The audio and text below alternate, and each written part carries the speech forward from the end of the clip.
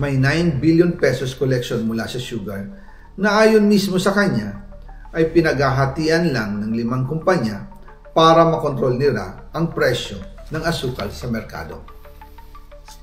At iba pa ang kita mula sa importasyon ng sibuyas na hawak naman ni Martin Araneta, kapatid ni First Lady Lisa Araneta Marcos. Kung matatandaan ninyo, noong 2022, nagkaroon po ng investigasyon sa Kamara na pinangungunahan ni Congressman Toto Swansing dahil sobrang taas ng presyo ng sibuyas. Umabot ng 600 pesos kada kilo. Gayong dapat ay nasa 80 pesos lang. Doon lumabas ang pangalan ni Martin Araneta bilang isa sa mga nasa likod ng kontrol sa importasyon ng sibuyas. Pero hindi po natuloy ang investigasyon.